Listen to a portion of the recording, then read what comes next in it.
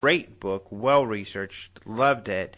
Oh, this is kind of cool too. You know how we're having Jacques Vallée at the conference? Yep. I guess he read Marler's book and wrote him a note saying, "Hey, great book, great job on this." So that's huge. But yeah, he's been doing some research on a mass sighting in Farmington, New Mexico. That's really cool. He asked us about a photograph we had in Wendell's files for that, and I sent it to him, and he's done some research on that photograph too. So we're going to be talking about that and a lot of his recent research on this amazing case. Mm-hmm. Yeah, So that'll this be is great. That's the one that happened in New Mexico in the 70s, am I thinking right? 1950, I think it was. Yeah. 50s. Uh-huh. So a long time ago. So that's really exciting. So this is going to be a great show. So I was delayed because I took a day off to go, and this weekend I drove out to California because I'm going to go to Denver this weekend. But I'm not going to be able to see my sister who lives in California, so I decided let's just drive out there and go see her. So I came back, and it was cold out there. The temperatures were just frigid out there, just like they are out here. It's getting into the upper 40s here, and that's just so cold.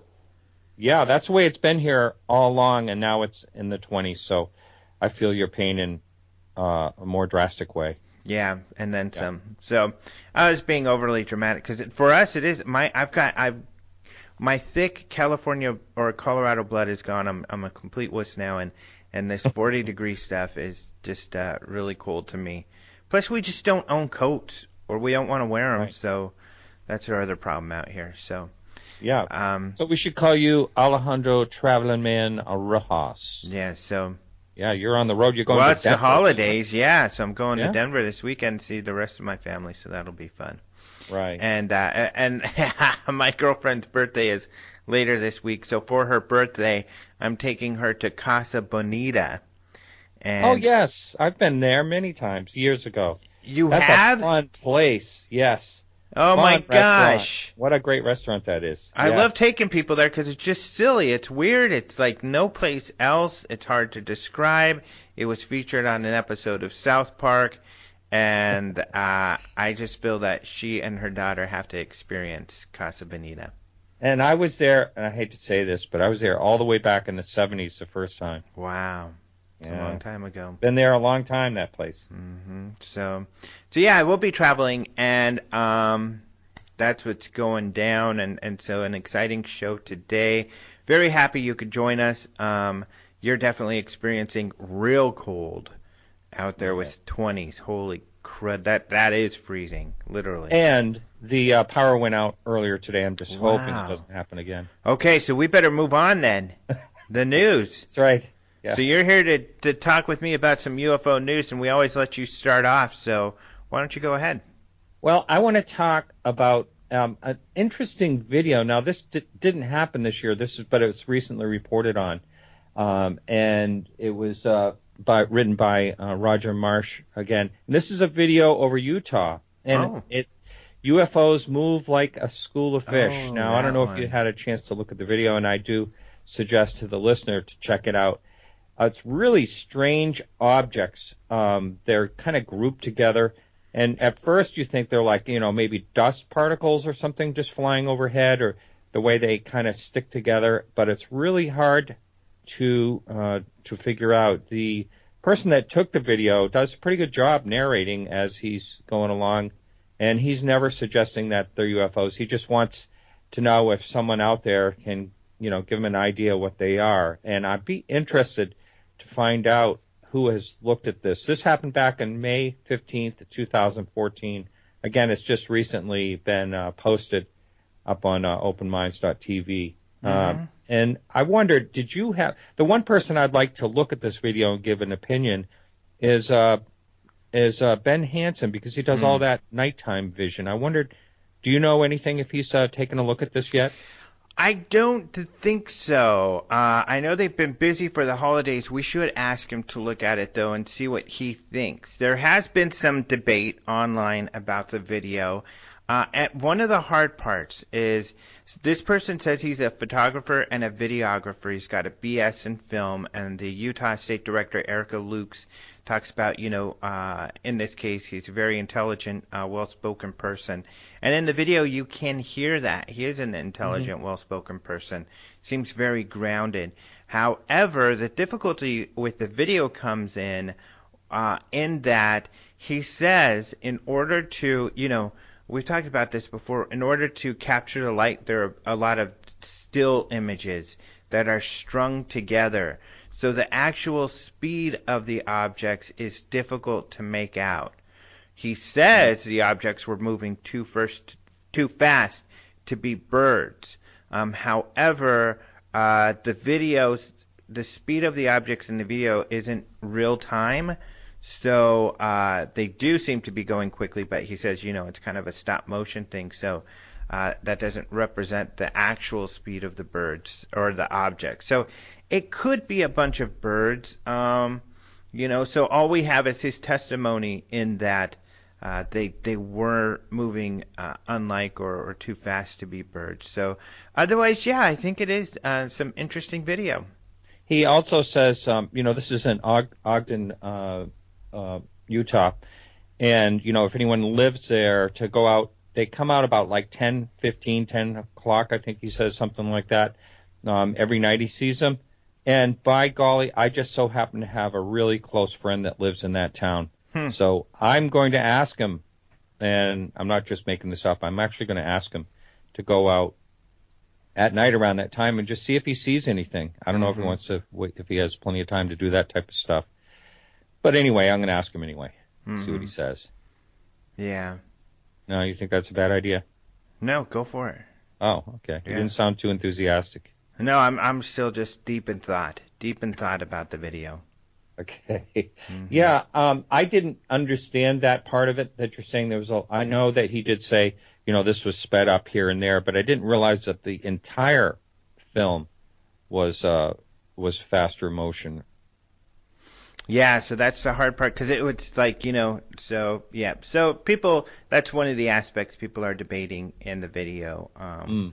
So difficult to see. So, and which is nice. I kind of like that in the Open Mind UFO group on Facebook. We have some skeptics or some people who look closely at this stuff. So, yeah, which is good to have a hard look. Another interesting video, is one from Montana. Now, this was taken at 9:15 a.m.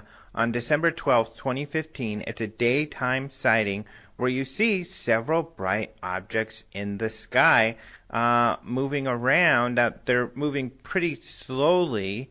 And the witness says, you can't see this in the video, I don't think, but the witness says that they looked like parachutes.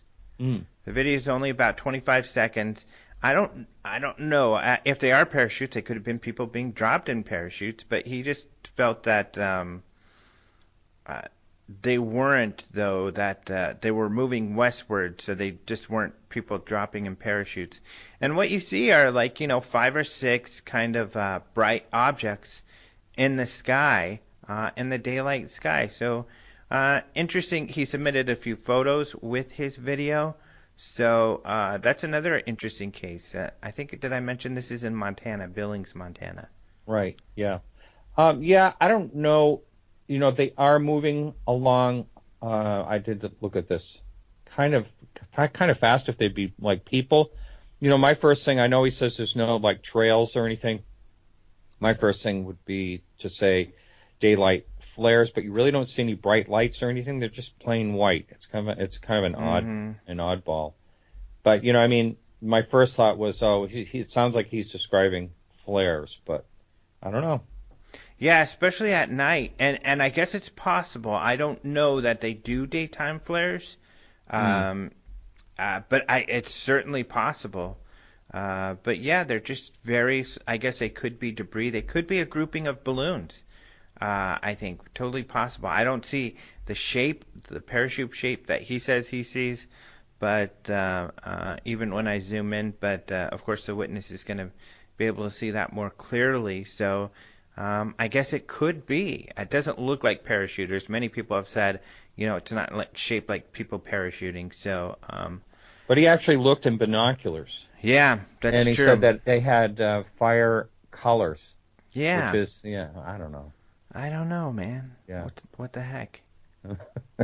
And you're right. It could be balloons. That's, it sort of does look a little bit like a grouping of balloons, not really clustered together, but maybe tied together or something. Yeah. Very possible. But interesting videos. Yeah, a couple of really interesting videos, both of those from Roger Marsh, who submitted those. They were MUFON sightings and videos. Of course, he puts those together and posts them on Open Minds for us, which we're very happy about. So everybody can check that out. Right. That's the news. Not a whole lot of news. Now, there was a sighting. I guess we can mention it. I haven't written this up yet, and probably won't because the holiday's so busy. Dang it. But, in fact, we're planning on doing a UFO report today, but I don't think we're going to get to that because it's just so busy this week and with the holidays. We'll have to do that next week. But my point is that there is a story out there about a guy from Montana, Dr. O'Connor, who took a photo. And I saw this photograph. I actually got a preview of it. And it does look really interesting. Looks like a silver saucer. But Mark D'Antonio burst my bubble. Oh, yes, I saw this too. It was a water droplet. It looks like it's a water droplet. And how can you tell if it's a water droplet on the window? Because I'm like, sure, it's shaped like that, but how do you know? Telltale sign. He's got it in the bag here, I think. The reflection is on the opposite side of the object. So the sun is on the right. The reflection of the sun is on the left, and that's a phenomenon that happens in water droplets. Is that the refraction of the light inside the droplet makes the opposite end of where the light source is be the brighter spot. So I think that kind of nails it for me. That I think Mark's probably right. I don't know if this concept has been expressed to Dr. O'Connor, who has thus far dismissed some of the other ideas of what it might be. I haven't seen him address the water droplet thing, so I'm going to do my best actually to shoot him an email and see what he thinks about that. But I don't know. I kind of think maybe Mark's got that one. What do you think, since you took a look? Yeah, well, I believe this did get some mainstream media already. It's been getting a lot. Yes. I can't remember where I saw that it was published, but it's a major paper or it was news company. It wasn't a major one at first. It was something like, I think it was one of the UK tabloids, or it was a local paper. Actually, we posted it. I posted the link on our daily headlines thing. Maybe it was. It probably was a local paper that did it. But then the UK people picked it up, and now everybody's got it. It's all over the place. So USA Today mentioned it. Everybody mentioned it. That's what I'm talking about. Now, someone's got to get to this guy and let him know. It's kind of a bummer, but it seems like he was, trying to be real careful. But that's why it's really good to have someone around like Mark, someone that has seen things like this before. I wouldn't have known. The image looks shocking when you first see it. It does. Wow, flying disc, this is awesome. You're going over in your mind, what could this be? What could this be? This seems foolproof. Mark, I finally got the one here. And then that guy pulls this water droplet thing out, and it's like, I've talked to Mark before. Some people call him, a plain debunker, and he's not a debunker. He's helping in that field by figuring out what these things are. Just another thing you can check off the list. So I don't consider him a debunker at all. I don't want to be going to Seth Shostak and being like, look at this, haha, we finally have it, and him looking at it and saying, that is a water droplet. We know this. Here's why. Oh, okay. And then I look like an idiot. So, we want to be as careful as possible. That's right, yeah. All right. Speaking of that, great guest coming up who is very careful as possible. Who's great guest? Your guest coming up, Dave Marler. I mean, he's always very cautious in his research. Yeah. And that's one of the reasons I consider him a great guest. Yeah, me too. That's what's great. Yeah. we'll talk to him, and he talks about, all of this searching for the details and sources, which is great. Yeah, he's wonderful. So I guess we'll move on to that. Thanks again for joining us, Martin. You bet. All right. Happy New Year, everyone. Happy New Year, and we'll talk to you next year. Yes. All right. All right, so let's go ahead and talk to David Marler. I am very happy to welcome back to the show David Marler. Hello, David. Alejandro, good to speak with you again. Yeah, this is a lot of fun. So, of course, you wrote this magnificent book about triangular UFOs, and now you've been researching this sighting from 1950. If people can hear the rustling, because this is I've got that front page article from the Farmington Daily Times that you gave me on this case right here in my hands, actually, to look at it and reference some of the cool stuff on here. So maybe just tell us about this case. When did it happen, and what was reported back then? Well, it actually was an event that transpired over 3 consecutive days, and that's something I think we need to say at the very beginning, because if you look at references in some of the UFO literature over the years, both through official sources and within the UFO community itself, sometimes it's erroneously alluded to as a one-day event that occurred on Friday, March 17th, 1950. In point of fact, it actually occurred over 3 days, Wednesday, March 15th, Thursday, March 16th, and the big day was, in fact, Friday, March 17th. And then subsequent to those events, we had the Farmington Daily Times paper that you're holding, dated March 18th, that chronicled essentially 3 days' worth of reports. Now, what makes this case unique, and which is why after all of these years I'm reinvestigating it, well, a couple of reasons. But first off, we have hundreds, if not thousands, of eyewitnesses to this event. Now, that's the first thing we need to take into account. Secondly, we have what would be defined as multiple witness with a capital M when you have that many witnesses, but we also have multiple objects that were observed. And estimates range anywhere from 50 to 60 to hundreds of unidentified flying objects, UFOs, flying saucers, of course, was a term popular back then, but unidentified objects flying individually and flying in formation. Mm-hmm. And that's a very important point to take into account. The interviews I've done with some of the living eyewitnesses, that was the one thing they emphasized, was not so much the objects themselves, but the fact that when they moved, they maintained formation. And so we have this, and I think one other thing we need to add, these were broad daylight sightings. We're not talking ambiguous lights in the sky, as you and I are quite familiar with many of these UFO reports. These were structured objects in formation, estimated upwards of hundreds, seen by hundreds, if not thousands of witnesses. And that's the traditional story, if you will. But as I delve into this, by the way, I'd like to mention at the forefront of our discussion, UNM Library, University of New Mexico Library here in Albuquerque, was very instrumental in directly helping me with uncovering some of these old newspaper articles. How cool. I gave my first lecture here to the local New Mexico UFO group about 2 weeks ago, and I had Mr. Mike Kelly, director of the Southwest Special Collections Group, and he personally assisted me in going through the microfilm, and he was captivated by this. Now, he's a historian, as you can appreciate, and he said, I'd never heard of this before. And I said, well, Mike, you and a lot of other people haven't heard of this.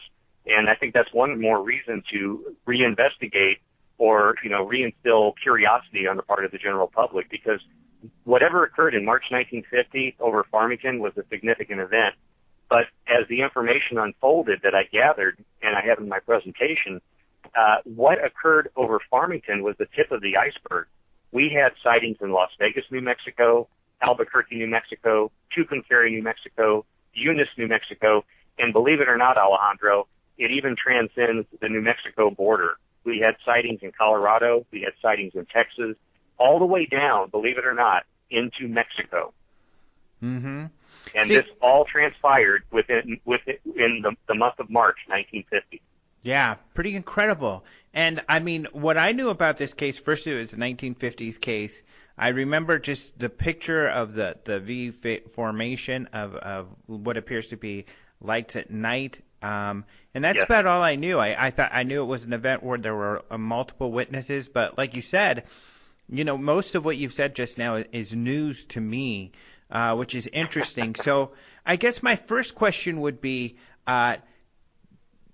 did you run across this case when you were writing your book on the triangular formations and you found this one particularly interesting, or what made you want to delve into this case? No, that's a great question. Actually, it goes back quite a few years, several years, in fact. When I was the Illinois MUFON state director, when I was living near St. Louis, Missouri, several years ago, this would have been around, say, roughly 2000 time frame, I was working with my state section directors, and one of my state section directors by the name of Mike Driscoll, he lives in upstate Illinois, continually, almost every conversation, if we were talking about a UFO case or a UFO subject, inevitably Mike would always make the statement, I don't care what you're saying, nothing beats that Farmington case from March 1950. He always brought it up, and it was always in the back of my mind. I mean, multiple conversations with Mike over the years. And so when I moved to Albuquerque, New Mexico in March of 2012, I had begun writing my book on the Triangular UFOs. But when I first moved out here, I thought to myself in the back of my mind, I'd really like to go up to Farmington and see what I could find out, or at least do a little bit of digging, since now it was, very close to where I lived. It was, very economical trip that I could make up to Farmington to try to gather information. And so once I concluded writing my book on the triangular UFO phenomenon, I wanted to investigate this on a personal level. I didn't think it would develop into the project that it has. And in fact, this is the first time I'm publicly acknowledging this. I'm actually starting to work on a book to chronicle all this information. I gave that recent lecture I mentioned, and it was an hour and a half long, and I was just touching on the subject matter. There was so much more to discuss, but I didn't want to make my audience comatose after an hour and a half. I figured they had enough information for one day. And so people know you did a talk recently for New Mexico MUFON in Albuquerque. Is that correct on this topic? Correct. Yes. That's funny. And very, very well received. It was very well received. I was happy to see that. A lot of people want to hear new information or new cases. Well, sometimes we have old cases that have new information. And as I mentioned to the audience, we have to look at these cases, these UFO cases, as I like to say, take a practical approach to, or a conventional approach to an unconventional subject. And I referenced the fact that this is no different, our investigation of Farmington, than a criminal case. If new information comes to light, we need to reopen that case, re-examine it. And that's what I'm trying to do, trying to add a little bit more depth and a little bit more breadth to the investigation. And as I mentioned earlier to you, there's a lot of new information that's come to light. Right. I would imagine that Mike knew this as a UFO sighting with multiple witnesses. You've probably discovered that this is. It sounds like that this is even a better case than he had originally thought. It is, and you have the famous newspaper article there in front of you that I provided. And for the most part, if you do an internet search today and you look up the Farmington, New Mexico incident from 1950, inevitably almost every posting, blog, reference, whatever, will reference the information contained in that newspaper article. And really, that is the historical document, if you will. That everything quotes that newspaper article. But I've actually delved into the microfilm. I've uncovered additional newspaper articles from the time period, contemporary to the sighting. And not only in New Mexico, but again, as I mentioned earlier, Colorado, Texas, that sheds light on the Farmington case, but also alludes to other cases that were going on at the time involving multiple objects in broad daylight. And I think that we can't overemphasize that point. We're not talking ambiguous light from the sky. So, going over the timeline, getting into the case, absolutely. At least with, and we'll talk about the other cases as well, but at least this Farmington incident that took place over the 3 days, how did it start? Well, at the risk of doing information overload, I actually put together a composite timeline based on the original Farmington Times newspaper article, but again, in addition to additional newspapers I uncovered, and I might also add declassified documents out of Project Blue Book, which at that time would have been Project Grudge. But real quick, if you like, I can just do a very quick bullet point run through as far as what transpired. That'd be great. All right. Well, just starting off, we can certainly dissect this afterwards. The first day, Wednesday, March 15th, at 11 a.m., between 11 a.m. to 12 noon, was the first wave of sightings over Farmington. And according to the reports, between 6 to 20 objects were seen in broad daylight moving east to west. Now, the 15th was a rather slow day. And I like to say it was almost like tremors building up to the big earthquake. Mm-hmm. On the second day, March 16th, again in the morning, between 10 to 10:30, the first wave of objects were seen, and they didn't allude to how many, but just numerous objects were seen in the sky.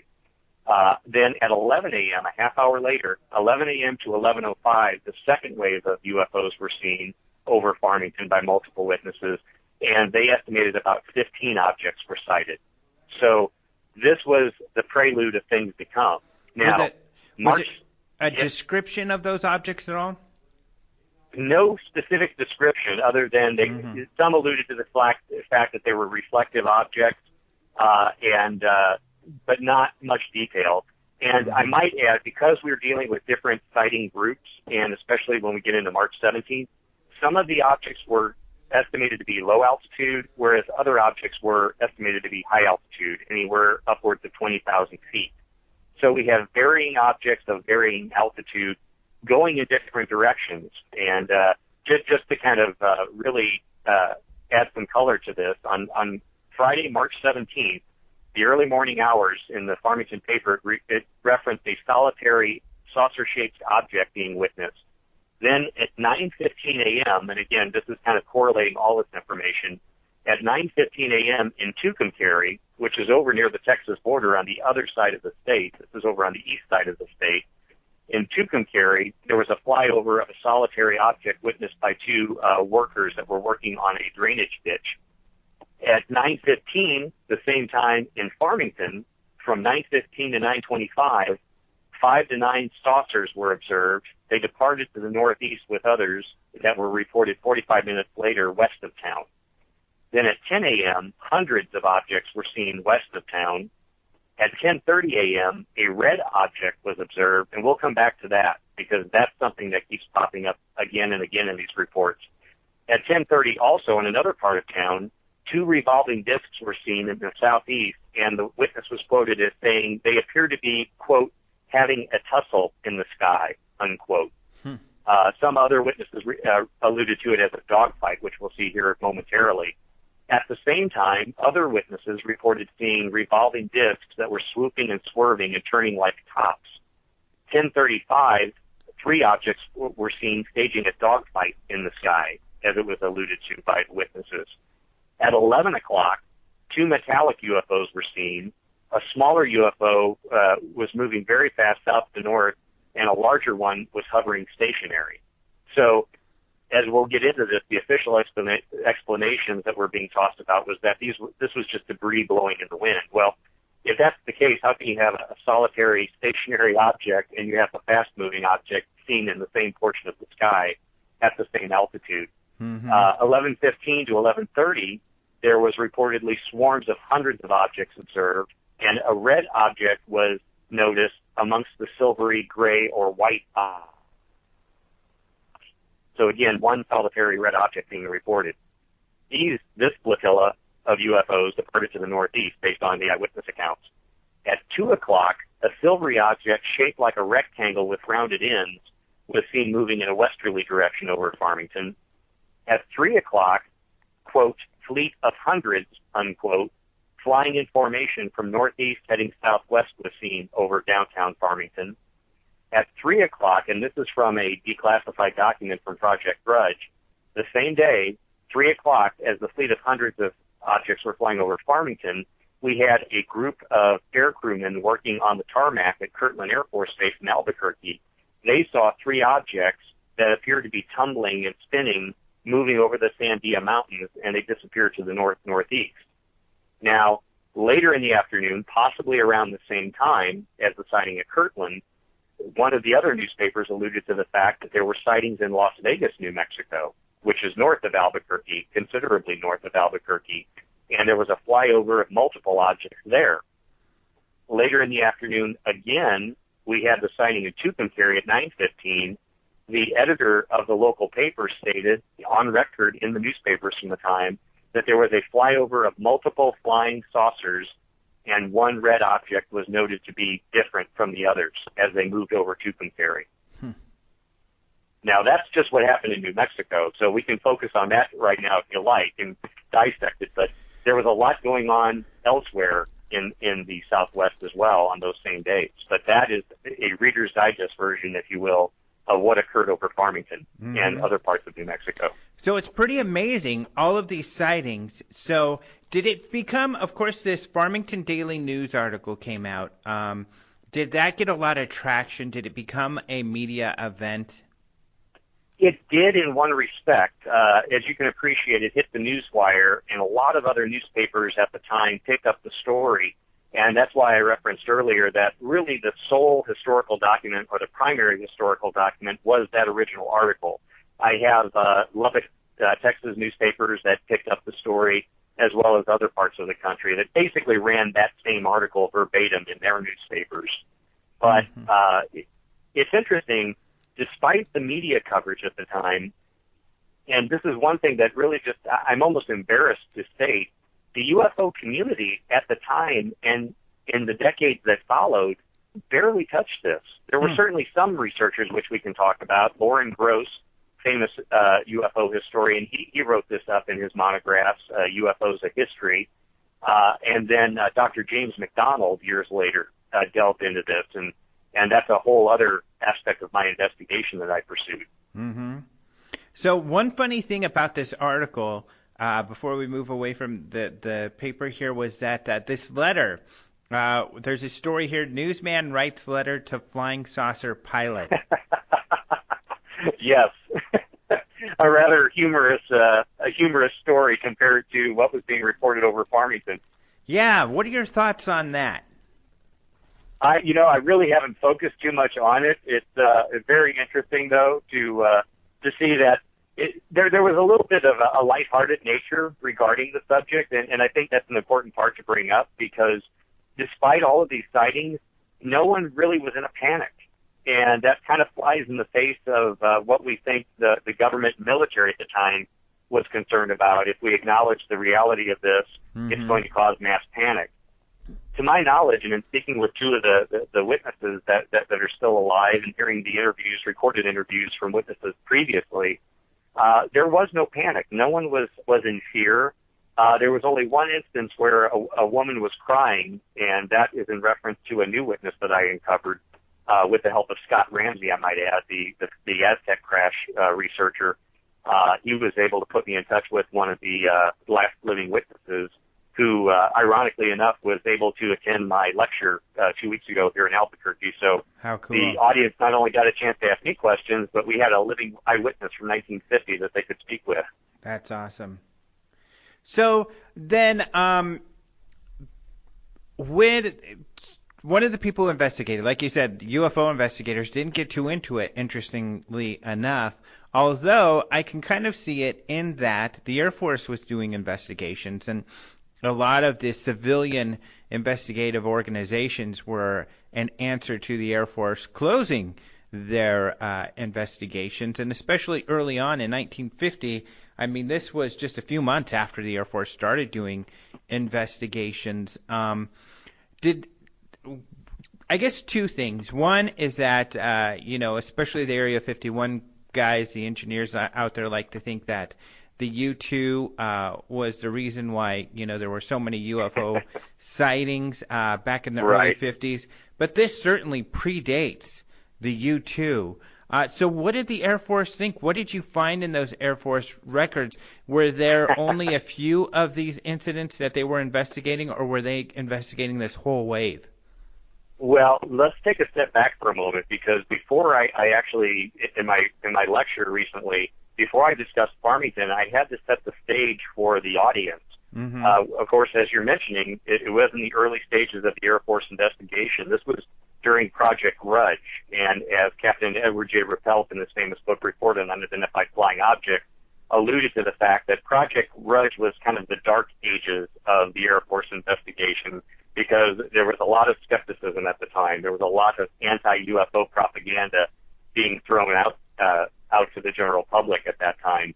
But concurrent with that, we did have, as I'm sure you recall, Project Twinkle that was going on right here in Albuquerque, New Mexico. Mm-hmm. We had the famous, world-famous meteorite expert, Dr. Lincoln La Paz, who taught and headed up the Department of Meteoritics here at Albuquerque at UNM. And he was contracted by the United States Air Force to investigate the green fireballs that were being seen at night traversing the skies over New Mexico and other parts of the Southwest. And so that started in November 48 and continued into mid-1951. So beyond all of this occurring in March 1950 with daylight sightings, it was right in the middle of this green fireball wave that was being investigated by the military. And but to your question, what's interesting, even though I do have documents that allude to sightings such as the one we discussed at Kirtland Air Force Base on March 17, 1950, if you look at the official tally of UFO sightings, and this is something I shared with my audience recently, you look at March 1950 and they have a chronological listing of official, and I think that's the key word here, official UFO reports that they conducted that month. There is absolutely no reference to Farmington, New Mexico whatsoever. In fact, there's no reference to New Mexico other than a sighting over Holloman Air Force Base that occurred on March 11th. So isn't that interesting? Mm-hmm. You have reports of hundreds of objects over 3 days reported by at least hundreds, if not thousands, of eyewitnesses, and there's not even a line entry for this event in the official tally.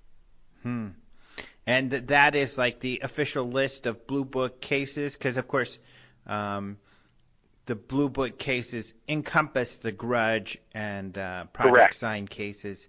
Correct. This would have been Project Grudge. I usually use the umbrella term Project Blue Book because, like you said, it all kind of is under that umbrella term. Yeah. But this was Project Grudge reports, and those are declassified. People can go online and take a look at that for themselves.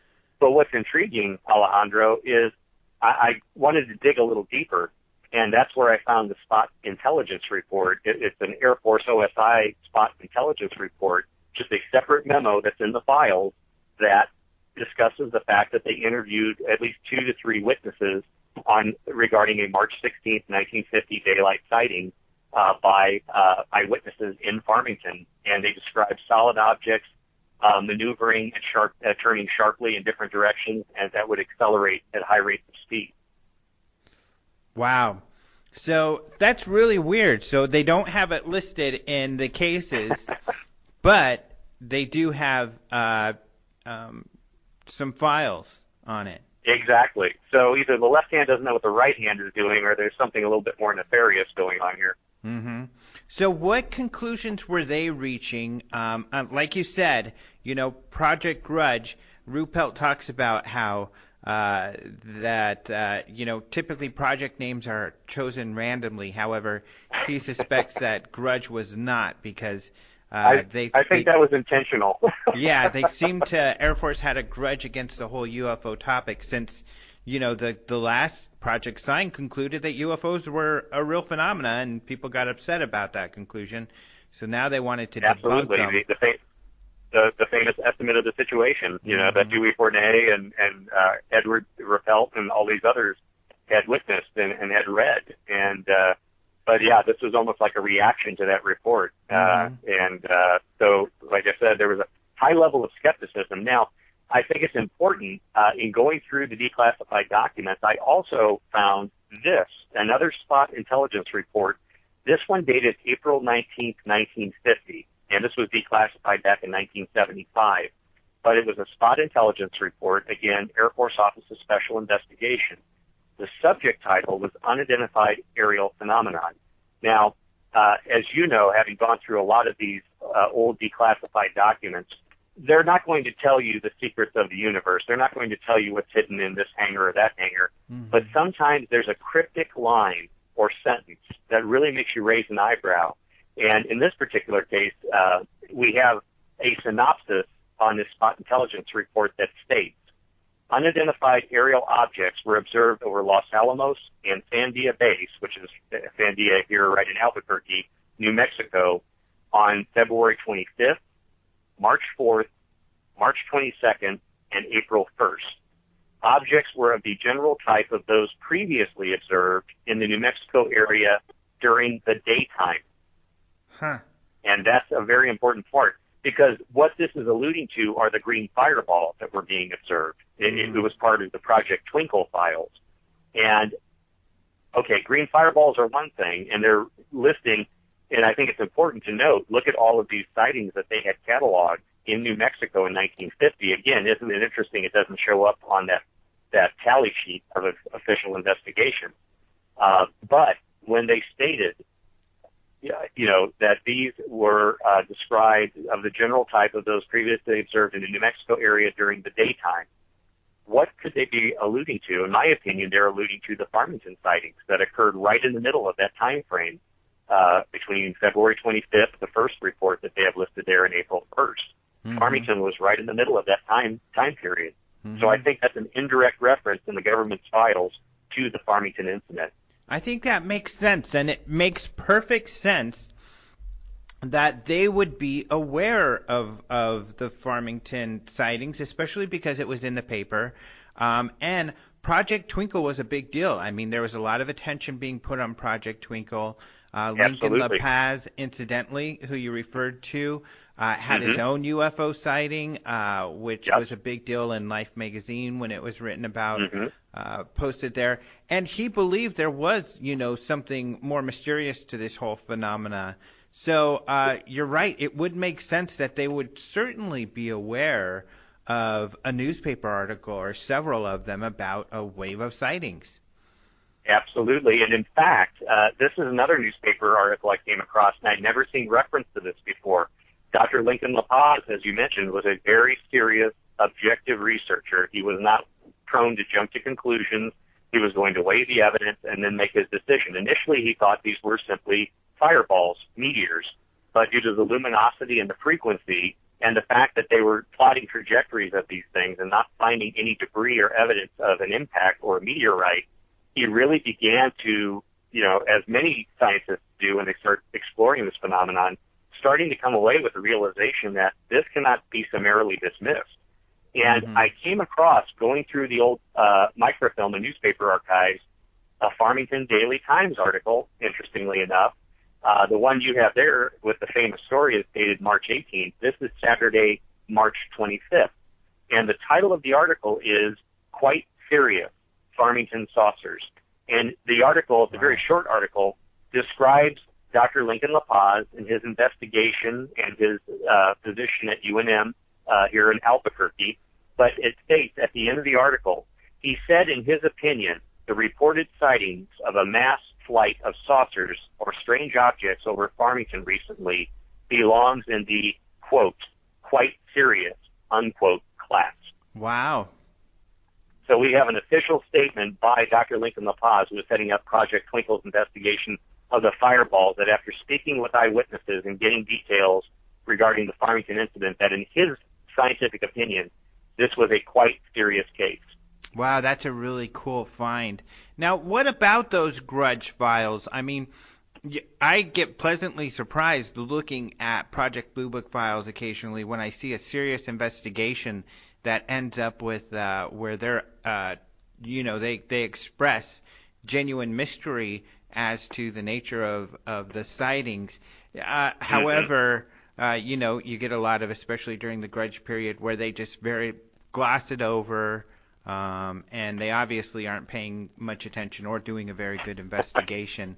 Was it the latter that you found? Well, if you like, we can talk about the official explanation, what the government's official statement was regarding this, because this is intriguing, and this is something, there's a lot of this information that we're looking at when we review these old files and we look at the government's explanations. And at the time, compared to today with the Internet, we didn't have readily accessible information to where we could try to either, support their decision or refute it.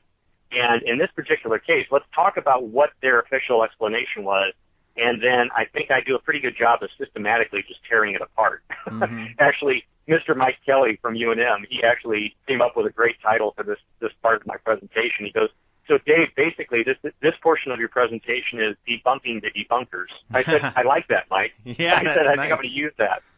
So, but when you look at the official explanation, and this gets into Dr. James McDonald as well. We can talk about him afterwards.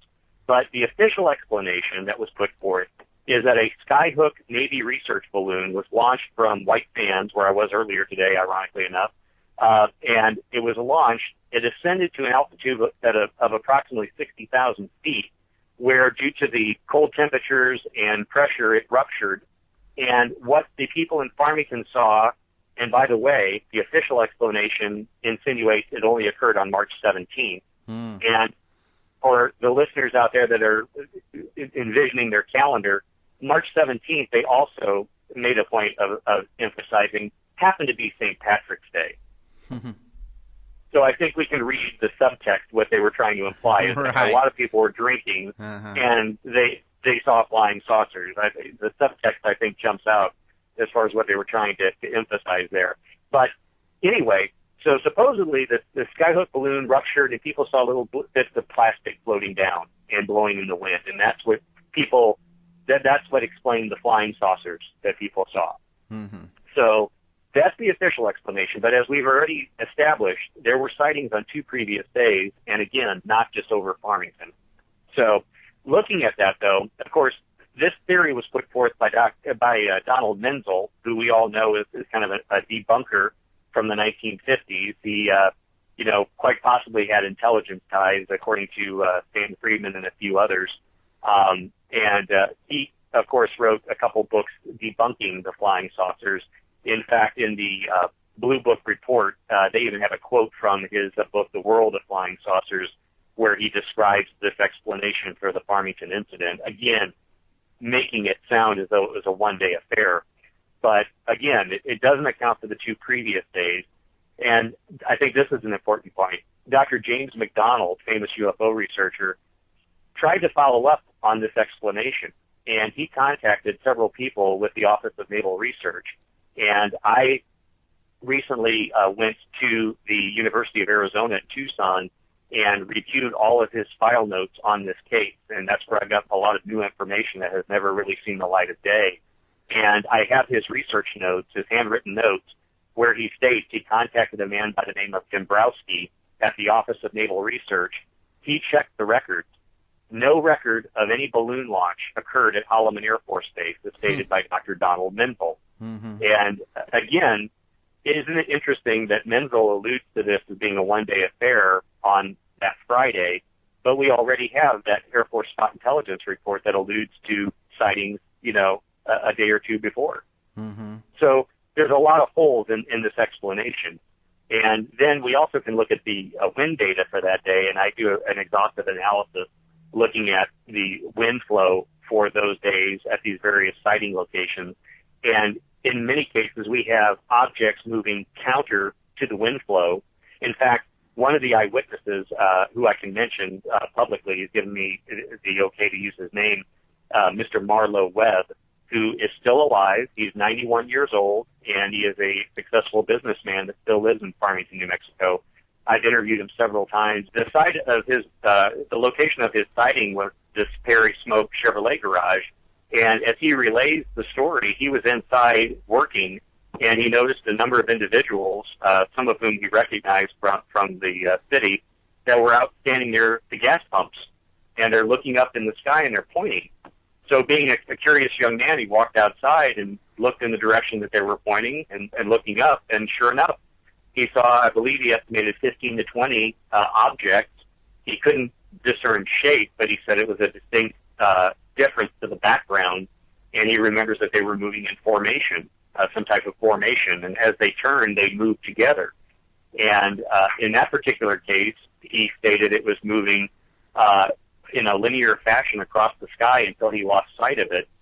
And that was observed on the first day, Wednesday, March 15th, between 11 a.m. and 12 noon. And again, getting back to the wind, the UFOs flew east to west in a straight line fashion as far as he could ascertain before he lost sight of it. But the climactic weather data for that time period indicates that the wind was essentially almost blowing in the opposite direction. the wind was actually out of the northwest, yet these objects were moving to the west at that time. So again, we have modern day information that we can look back on and correlate to see that whatever these things were, they weren't bits of debris or leaves blowing in the wind, as some people alluded to. Mm-hmm. And then we can look at the third day. The second day we don't have detail as far as directional data, so we really can't correlate it. But we have objects that are moving, making acute right angle turns, and the weather data indicates that there was no discernible wind at the time. So whatever these things were, they were apparently under some type of powered flight. That's the only conclusion that we can come to. Mm-hmm. And I mean, I think it shows that Menzel didn't do a very thorough investigation. He was essentially just probably going off the newspaper article and trying to explain it away. Absolutely. And in fact, you'll appreciate this, Alejandro, and I think your audience will as well. I have copies of the handwritten notes from Dr. James McDonald's files. And I have a notation that's dated January 28, 1968. And it states, phoned Dombrowski from hotel in D.C. He said he checked all ONR, Office of Naval Research, records, and he has no underlying skyhook flight anywhere in the country on March 15th or March 18th. Wow. And then he goes on to note, nearest flight in time was released from Minnesota and terminated over Michigan. Mm-hmm. So it really puts a damper on the explanation that this was a skyhook balloon if there were no flights even up in the air at that time. Yeah, that theory is just completely blown out of the water or blown out of the sky, actually. Or you might say we deflated that argument. Right. We could probably come up with a few other puns, but photos. I know there's at least I imagine I think there's at least one photo out there. I haven't, caught up with you to talk more about that. Are there more photos, or is there just the one? Well, there or is there more even than one? Mm-hmm. There is a famous photo, and I haven't had a chance to really talk to you. We've kind of alluded to this in emails, but I want to publicly thank you and Open Minds for posting the story that you did back on October 11th, 2013, where you put forth the photo that you discovered in the Wendell Stevens collection. And I think you may even post this with the segment here. But for those that haven't seen it, it basically shows a V or echelon formation of some type of structured circular objects. And there are 5 prominent ones in the picture, but in the background you also note smaller, possibly higher altitude circular objects as well. And this is a photo that's been extremely mysterious. I've done a lot of UFO research over the years, and this one, as I've told several of my friends and colleagues, has really been so difficult to try to research. I've found new information out about it. I've been able to establish a little bit more background, which we can talk about, but as you'll see, there's still a lot of mystery surrounding it. Mm-hmm. So first off, let me just add that in addition to you posting that story, which really rekindled interest in this case, that's why I want to thank you. For newer audiences, for younger audiences that may not have heard of this account or this case before, it really sparked a lot of people's curiosity. So thank you for that. But I would notice that I had seen that photo somewhere before in the UFO literature, but not very often. I've gone through my extensive files and library here, and I've got a lot of material for the researchers that have been here. They know, and there's very few references to that photo anywhere in the literature. And of course, you and I know, and your audience, we've seen the Lubbock Lights photos ad infinitum, ad nauseum. Mm-hmm. We've seen some of the other photos, the Salem, Massachusetts photos, etc., many, many times. The Trinidad, the McMinnville photos. These photos were not widely publicized. And that's why I'm really curious to find out what you found, because I don't even know if they really are from Farmington at that time. I know that's what the note says on the photograph. And exactly. I had seen it before, reference to it, so it seemed like a good case, a good photo. So I have to admit, it intrigued me because I had never heard of that photo being directly tied to Farmington until you found that copy in Wendell Stevens' collection. Mm-hmm. And so that really fueled my personal curiosity with regard to it. Now, I might add that in July of this year, I was able to obtain a 1950 original Newswire service 8x10 glossy photograph of that same photo. Mm-hmm. However, the photo that Wendell Stevens had was a cropped photo. The 8x10 that I have, and I'll be happy to share that with you, Alejandro, Mm-hmm. it shows much more in the background. It shows much more to the left, to the right, above and below that formation of objects. In addition, it has a lot more clarity. It doesn't have too much contrast, whereas when you compare it to the copy that Wendell had, his has a lot of contrast, and I think you lose a little bit of detail. Mm-hmm. But in addition, the photo that was in the Wendell Stevens collection, you were very nice enough, either when I requested it, to send me the copy of not only the front but the back of the photo. I did some contrast enhancement. I noticed that on the back it actually states that the photo has imprinted on the photo paper, this paper manufactured by Kodak, and I did some research. That wasn't commonly used on their photo stock until the 1970s and into the 1980s. Mm-hmm. So I think what you have there, or what Wendell had, was a reprint of an older photo. Mm-hmm. But then it's interesting. I compared my uncropped photo to the photo that you had, and then one of the rare instances where I did see this photo alluded to in the UFO literature was the French researcher Amy Michel, his book from 1956, The Truth About Flying Saucers. In that book, he has the photo, and it states, the caption, "Another American photograph of flying saucers." Now, contrast to that, all the other photos he has in the book, he references location, date, time, details regarding the photo.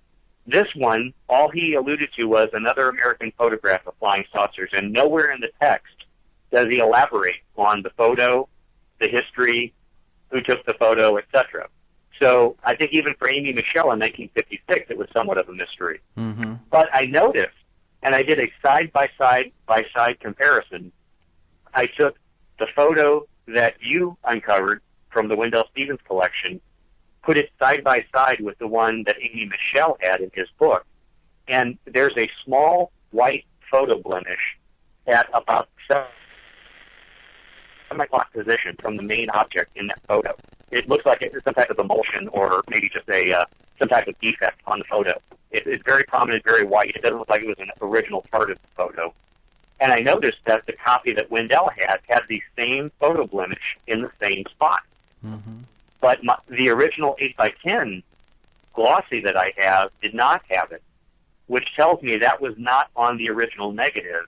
And long story short, what I've come to the conclusion is the photo that Wendell has, I believe he took from the book by Amy Michel, Mm-hmm. which was something that researchers, certainly did. They didn't have the internet back then. So if you were putting a slide presentation together, you wanted to have some nice UFO photos, you would often just take photos using slide film of photos out of a book. And then you could work that into your slide presentation. Yeah, well, and I know one of the things that he did is he worked a lot with researchers where if someone wrote a book, because he liked to have as many photos as possible in his collection, he would get a hold of them and ask them if they could send him pictures so he could put them in his collection. Absolutely, absolutely. So that would make sense. I think because, like I said, and I can send this to you as well, you can see the side-by-side. It has the same contrast. It has the same photo blemish, which, again, is not the original 8x10 or the 8x10 copy that I have, but also the cropping of the photo is identical to the one Wendell has, whereas mine, you see much more of the cloud formations, which we'll talk about here in a little bit. Well, it seems that Wendell was under the impression, though, that it was a Farmington picture, and you probably were able to discover more information about the 8x10 that you have. And was he accurate? Was it from that sighting? Long story short, and I'll answer the question and then I'll explain myself, because I'm sure your audience is going to be like, what? Why did he arrive at that conclusion? And this is going to be a very strange answer to your question. I believe, and this is after a lot of deliberation on my part in analyzing all of this information, I believe and I think this is important, if the photo is a true photo, it's not a hoax, if it is a legitimate photo of unidentified objects, I believe it is a photo of the objects that were seen over Farmington, but taken somewhere in the UK. In the UK? Now, in the UK. And I know you and your listeners are probably thinking, what? what kind of answer is that? But if I could if you'll permit me to explain, I'll kind of walk you through this. Mm-hmm. The 8x10 photo I have, it has a news teletype glued to the back, and I have many of these in my collection of 8x10 photos and news photos. Real quick, let me describe what's on the back of that. We have a news teletype that's glued onto the back.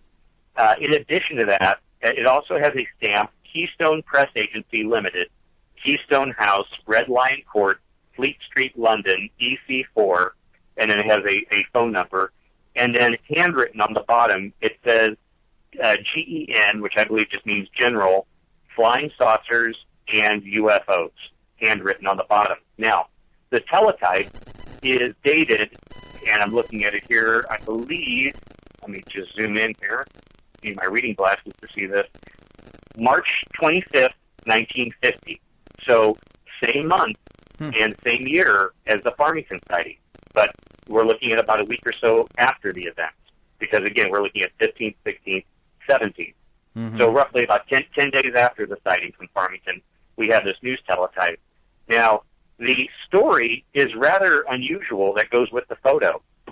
It states on the news teletype, claimed to be the first sensational picture of the mysterious objects popularly known as flying saucers.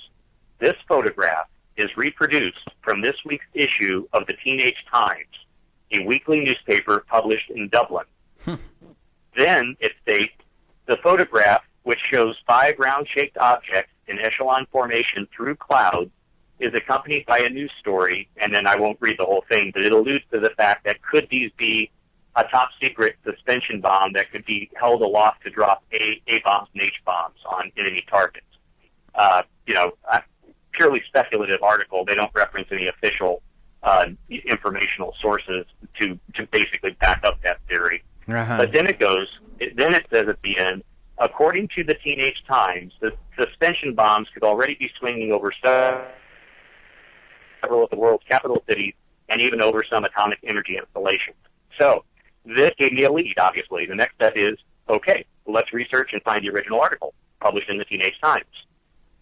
Weeks, months went by, scouring the internet, making phone calls, sending email to people in Dublin, Ireland, trying to track down this Teenage Times. And for you or your listeners, if they go to the internet, type in Teenage Times, they'll find reference to this teletype and the photo. It's actually now, I believe, owned by Getty's news service, the image rights. But you're only going to find 1 or 2 references to that, and that's it. No other references to this elusive newspaper called the Teenage Times. Huh. So after doing, and I literally had myself and several of my volunteers that helped me do UFO research here in Albuquerque, we were all running into brick walls. We could not find anything on this newspaper. I've never had such difficulty tracking down something as I have with this newspaper. But eventually, after going through newspaper archives online, doing random internet searches for every different type of word variable, Teenage Times, teen-age Times, going through just all different permutations, I finally decided I have a city, I have a country, Dublin, Ireland. I started going to individual library websites and trying to find to see if they had an online inventory of what they have available on site. This search eventually led me to this beautiful facility. There's pictures on the internet, the National Library of Ireland, which is based in Dublin. And going through their inventory and doing search terms, they have the Teenage Times newspaper. Interestingly enough, the publication dates only ran from 1949 to 1950. So based on limited information, the newspaper only ran for 1 year. Ironically enough, the last issue was the issue after the one that ran the photo, because it shows that their holdings only had the paper from November 4th, 1949 to April 1950. So as far as I can ascertain, the newspaper stopped production the following month after Farmington. But on the holdings, it lists format. Microfilm and digital formats were not available. All they had was copies of the original newspapers. So I went through the application process. I paid a nominal fee and had them take high-resolution pictures of the newspaper, specifically wanting the article with the photo. So I could see the original newspaper that this story ran in that the news service alludes to. And after about a week or two or three, I finally received the newspaper. And the Teenage Times, the particular newspaper issue, was dated March 24th, 1950. They sent me the newspaper, and this is where you think you're going to get answers, and it just raises more questions. Mm-hmm. And I'm sure you've been in this position before doing investigations, where you think you're going to get answers, and it's just led you down a whole other path of questioning. Mm-hmm. I received the scan, and I have this, and I can share this with you. I'm looking at the newspaper right now, and sure enough, it was the front page story, banner headline, "Suspension bomb threatens the world." That's the big front page news story. And again, underneath that is the caption that read in the news teletype: "Here is the first sensational picture of the flying saucers, the mysterious objects which have mystified the world, and for which a possible explanation is given in our exclusive news feature." Unfortunately, nowhere near the photo or in the body of the article do they allude to who took the photo, where was it taken. Mm-hmm. I had the highest high when I finally realized I was going to be getting the original newspaper article, and then I hit the lowest low when I read the entire article, and there's no reference to the provenance of the photo. Frustrating. And, this is one of the better pictures that Wendell has, bigger pictures. Often in his records, he'll have a report that accompanies the photographs. And Yes. In fact, in this particular binder with that photo, most of the photos have reports that go along with them. And in fact, if people read Open Minds magazine or look at our website, we would often post his photographs with the reports. Absolutely. And actually, Absolutely. A lot of people ask, well, where are all the records? We have literally already posted every single report and photo from that we have found. So we've got them all either in the magazine or online. Yeah. But this one, I couldn't find a report, so I don't know. And he's passed away. Mm-hmm. Absolutely. Yeah, unfortunately, we lost him. It was a big loss. So we don't know why he thinks that photo came from Farmington or what evidence he may have. Oh, there's more to the story. There's more, and this is you're going to scratch your head, and I can see your audience sitting there scratching their head as they're listening to this discussion. There was something wrong with the newspaper, and I couldn't put my finger on it at first. I'm looking at it, and mind you, I'm looking at the entire front page newspaper. I'm looking at the photo, and sure enough, there it is. You have these 5 prominent objects, and you have the clouds in the photo that you're familiar with. But there's a problem. The objects are in a different position in the sky relative to the clouds. Mm-hmm. Now, the news teletype ran the photo that we're all familiar with, that you posted on Open Minds website, and we're familiar with that. This is the first time to my knowledge that anyone has discovered this, but the photo that they say this is the photo that ran in the Teenage Times was not the photo that ran in the Teenage Times. It's a similar photo, but in point of fact, apparently these two photos were in a series of photos that were taken. And I've done comparative analysis showing the cloud formations relative to the objects, and based on my analysis, the objects are in a formation that are moving in a uniform fashion. But when you do a side-by-side comparison of the photo in the newspaper and the photo that we're familiar with, they're actually moving to the left, assuming we're looking at it going from the right to the left, and moving slightly up. And you can see that there is, in fact, 2 photos. It was not just a singular photo. For the first time, we have evidence that whatever these photos, wherever they were taken, whoever took them, there were actually 2 photos, not just one. Mm-hmm. Is there something more that leads you to believe that they were taken in the UK? Yes. Well, I tie it to the UK mainly because the only news story I can find related to it is in Dublin. Mm-hmm. And the news service, if you recall, the stamp on my 8x10, the news service that attested ownership to that was based in Fleet Street in London. Mm-hmm. So we have London, we have Dublin, okay? And it also says on the back of the picture, please return Picture Library TV Times, which is a British news service at the time. So all the hallmarks are Ireland and England. Mm-hmm. And then we get to something else. After I did a comparative analysis of the two photos, clearly showing that these are the same formation, and the photo was probably taken seconds apart.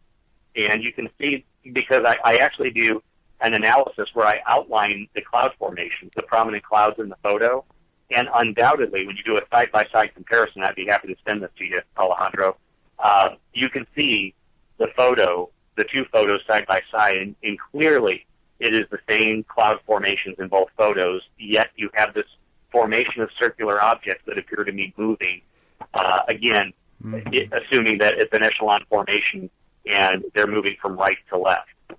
But again, after all of these years, since 1950, no one knew that there was a second photo.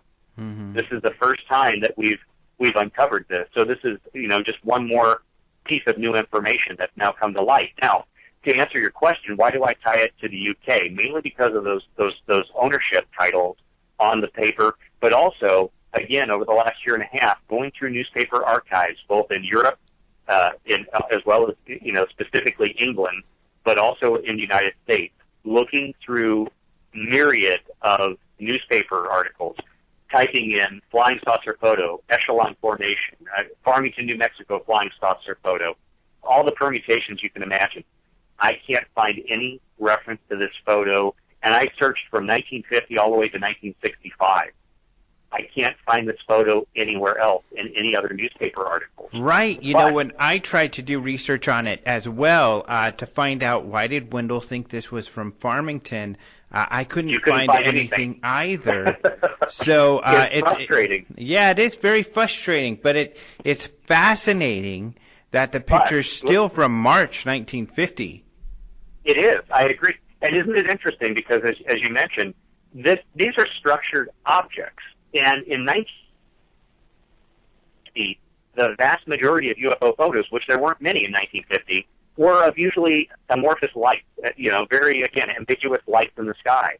We very rarely have photos of structured objects, one, let alone multiple structured objects in a photo. So really, this was a fascinating photo for the time. Mm-hmm. But the clincher for me was this. I really wanted to tie it to Farmington. I mean, how great, wouldn't that be great to tie it directly to the Farmington incident? But after focusing on the object and then looking at the cloud formations, something suddenly clicked. Now, keep in mind, I have all the newspaper accounts. I also have Dr. James McDonald's investigative notes, as well as some other investigator reports that James had in his files. Mm-hmm. I also have some of the weather reports. All indicators state that on March 17th, the big day, there was a light scattering of cirrus clouds at 20,000 feet, depending on where you were looking, or it was clear skies. Mm-hmm. Okay? But this is documented from 1950 that it was either clear skies or a light scattering of cirrus clouds at 20,000 feet. Yeah. You look at the photos, if you do contrast enhancement or you do negative imagery of the photo, you look at those clouds, those are not cirrus clouds. They are some type of cumulus cloud formation. Yeah.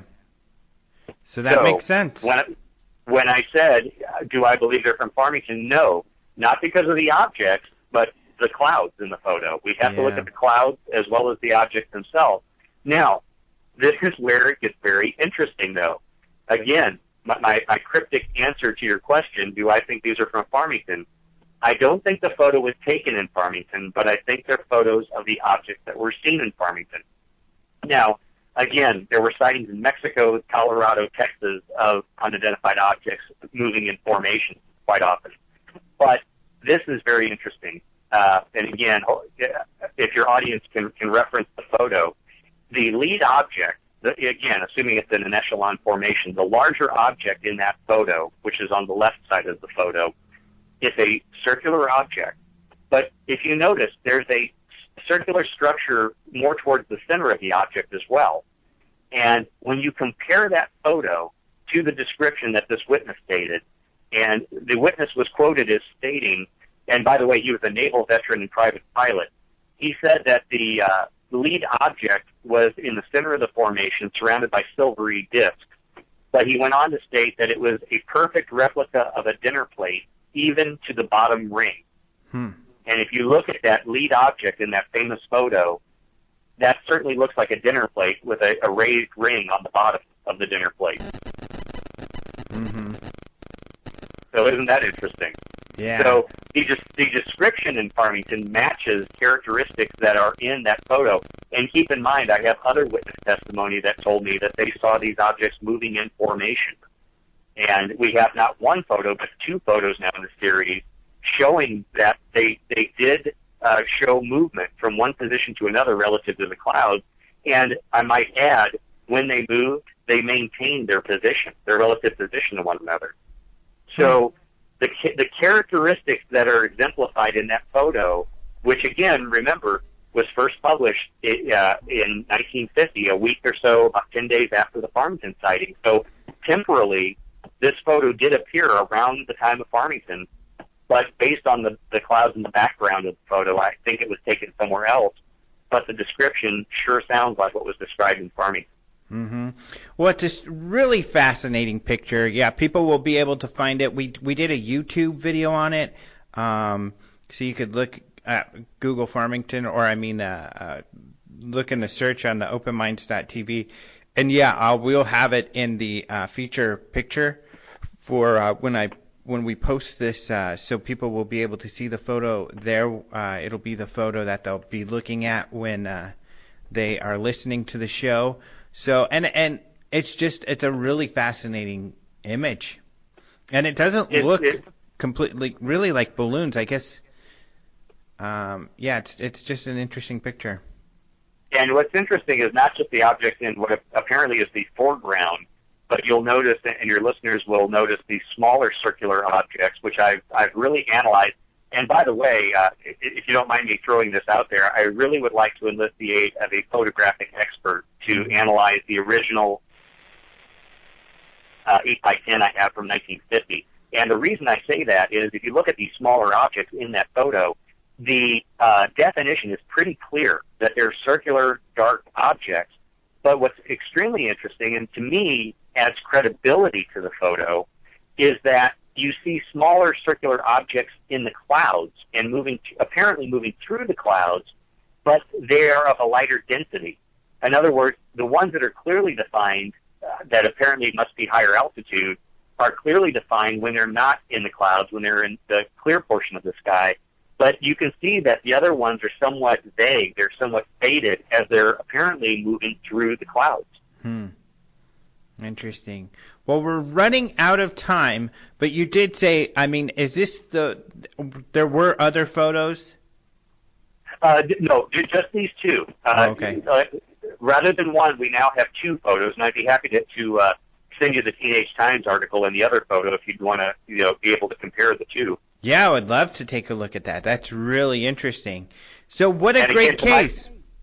Yes, and there's a lot more information. Obviously, it's too much to go into in the time we have, but hopefully we'll have more information that will come to light. I'll be lecturing on this in the month and in the next year to come. And very anxious to share this new material, a lot of new material within the James McDonald files, which have never been made public, specific to this case. So there's a lot of information. Unlike a lot of cases, Alejandro, where we have a dearth of information to work with, in this case, there's an abundance of information, and it's just been a pleasure correlating that information and trying to make sense of this old case. And I feel that I've shed some new insights into it, and certainly hope that your listeners will find it fascinating as well. Oh, I'm sure they will. In fact, like me, they're probably thinking, oh, I wish time wasn't up. We need another hour or two to talk about this. Because it's really fascinating. And yeah, that's what's great about these old cases, especially this one, in that there's this entire history with even living witnesses to hear from. And I guess my last question will be, I want to ask, did the witness give the impression that this had a big impact on the locals? It did initially, but as the one witness, the 91-year-old witness that I spoke with, because there's two living witnesses that I've interviewed. The one that I spoke with, he was interested at the time, but as he said, the next day he said, I had to go back to work. I couldn't stand up there gawking at the sky all day. And really, the people of Farmington, and I go up there on business on a frequent basis today, but the people then took it pretty much in stride. I mean, they had to go back the next day. They had to pay their taxes. Life goes on, and it didn't really upset the population. It was a curiosity, and it was actually referenced a few times in the weeks following in the newspaper and so forth. A lot of letters were being written to the Farmington Times requesting more information, but people took it in stride. No one panicked. I think that's an important part to emphasize. And, but it was interesting because I presented all this new data that I've gathered. I actually went through my entire hour-and-a-half presentation with this witness. And as I was presenting it, I could see wheels turning, and he kept kind of rubbing his brow. And afterwards, he told me, and I took this as one of the highest compliments coming from one of the last living witnesses to the event. He said, I really hadn't given it that much thought after the incident occurred. Life went on. But he goes, you have shed so much new information on this case. He said, you've really got me thinking. He goes, I had no idea that there was other things going on at the time beyond Farmington. And he said, the way that you put all this information together, he goes, after all these decades, you've got me rethinking this whole thing now. Yeah. And to me, that's one of the highest compliments that you could be paid is, from an actual eyewitness that after, 60 plus years decided just to kind of move on and forget about it. But after all these decades, he's really intrigued now, and he's really trying to, process all the information that I've put together. Yeah, maybe there are more witnesses out there that feel the same, and I'm sure not just more locals, but other investigators, because this is I think this is some great history that, encompasses a lot of the important history when it comes to this topic, in that it was a grudge reports, Lincoln La Paz's comments, really cool stuff. Well, thank you so much for doing the research, and thank you so much for coming on and sharing it with us. Thank you, Alejandro. I appreciate it. Absolutely, I appreciate it. And I finally have a website, if I can just mention that to the audience. Please do. That's what I was going to ask. I've been asked to get a website for the last 2 or 3 years, and I finally have it. It's in its infancy, so bear with me. But for anybody interested in contacting me, my website is David Marler, Marler, UFO.com. DavidMarlerUFO.com. Great. And they can probably find out more about your Triangle UFO book as well. Yes. And hopefully in investigating the Farmington incident, I'll break the stereotype, because a lot of people think all I do is investigate triangles. But I have a vast library, and I'm interested in the subject matter as a whole. So, hopefully in investigating Farmington, I won't get stereotyped as the triangle guy, as people have alluded to me. Well, that's not a bad stereotype, because triangles are real popular. It's an important part of all of this, and you've done really important, work. So people are excited about your work in triangles. But now, you'll be able to expand as the true, magnificent UFO researcher that you are. Well, I appreciate you allowing me to share my information with your audience. Yeah, more than happy to. Thank you so much. Thank you, Alejandro. Thank you so much to David Marler for joining us today on the show. Pretty exciting because, this last week, I don't remember what it was, a story in the news or something about the Farmington case. And a lot of people were really excited that David Marler was going to talk about that case with us on the show, and it's well worth it. I think we could have talked about this case for hours, and not just because it's an amazing case, but all of the amazing research that David has done. So it's amazing that he does what he does, and he does it the right way. And as you can tell from listening to him, he really delves into get the details, and that's awesome because things like that photograph, certainly when we talk about it here at Open Minds, we want to be accurate as to, what the photograph is portraying and who it comes from and where and why and what and when. Although we don't have all the answers yet, David is on the case. So thank you to David for coming and joining us on the show. You can find him at davidmarlerufo.com. Very cool website. And it's got a lot about what he's been up to. And I'm sure you could keep up to speed there to find out when this new book happens. And, of course, we'll keep you up to date as well. And we'll have him back if that book does come into, when that book does come into fruition. But thank you all for joining us. Thank, of course, Martin Willis for joining us with the news from Podcast UFO. A great fella. We'll have him back again soon. Assuming we have a show next week. With the holidays, you never know. This show, of course, being late, and stuff just gets so crazy this time of year. One of the things that we're really crazy with is the UFO Congress, of course, which is coming up in February.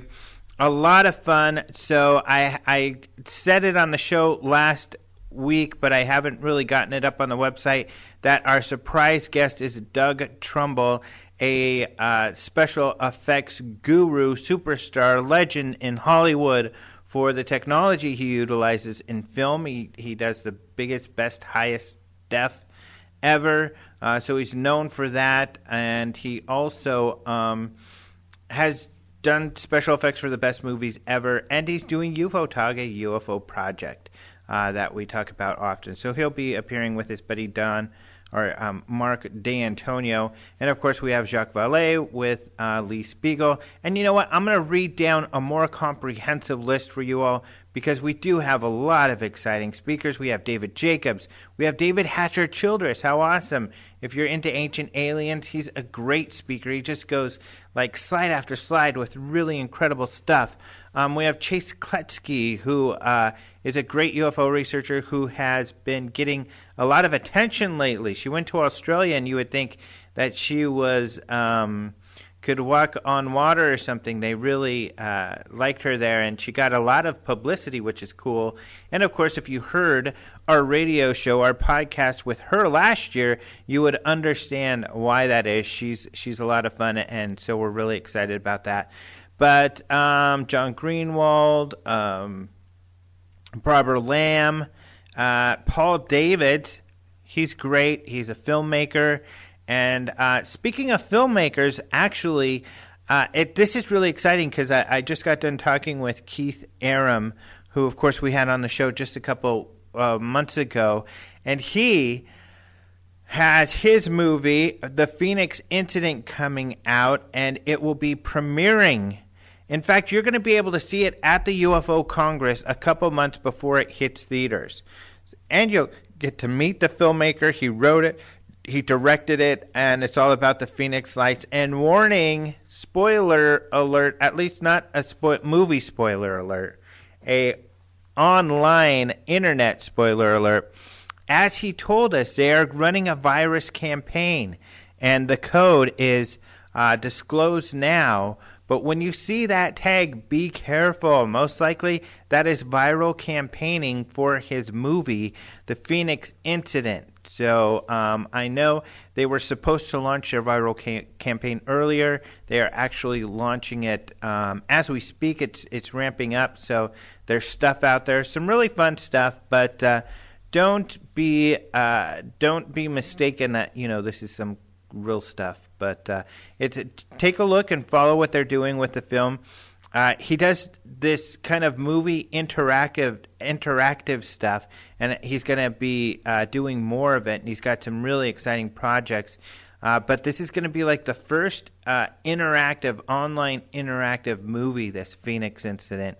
If you want to know more about what we mean by that, come to the Congress and you can ask Keith about it yourself, but you'll also know more as time goes on because, of course, you all are my friends, and I like to notify you of the latest and the greatest as soon as I know about it. So exciting stuff.